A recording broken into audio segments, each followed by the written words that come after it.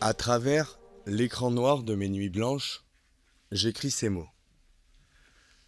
Parité partisane, parodions le pari perpétuel d'un prisme basé sur le patriarcat.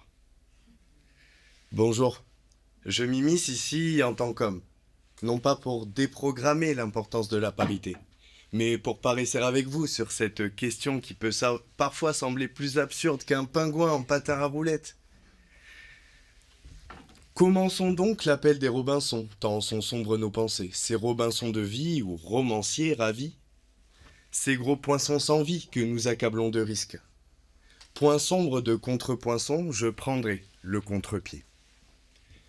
Contre nos ombres, nous prenons les armes, et contre le nombre, nous perdrons les larmes. Parions-nous sur la parité ou sur l'égalité?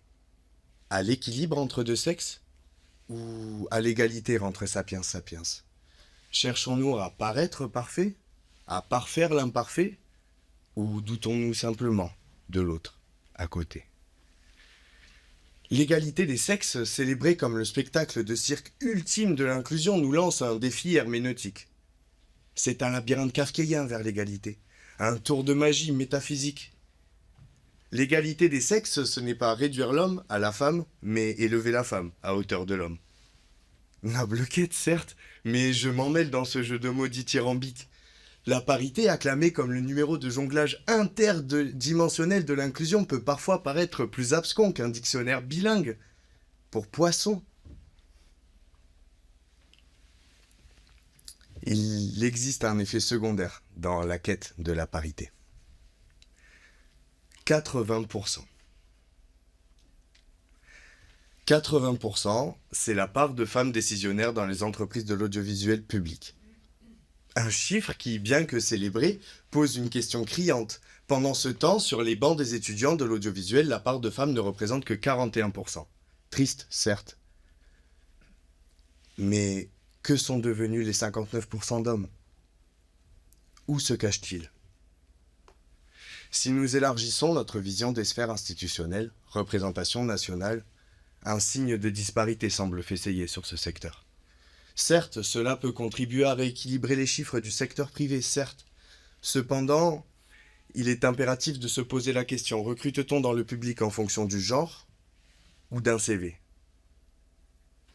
La parité ne doit-elle pas aller de pair avec équité, plutôt que de se transformer en un jeu de chiffres superficiel?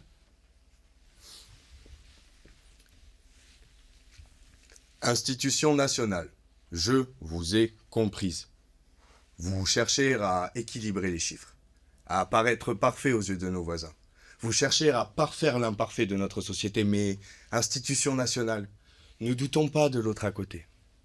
Ne doutons pas des entreprises privées. L'évolution apportera l'équilibre tant souhaité. Être disparitaire pour équilibrer une disparité est plus absurde que de donner des gants à un manchot. La parité est recherchée pour l'équilibre des chances, non pour avancer des chiffres insensés. Elle doit dépasser la simple quête de chiffres. Je plaide pour la parité qui ne chiffre pas mais qui compte vraiment. La parité qui n'écrase pas mais qui élève. Pair, impair, rouge ou noir, rien ne va plus. Laissons la roulette aux pingouins et la confiance aux humains. Merci.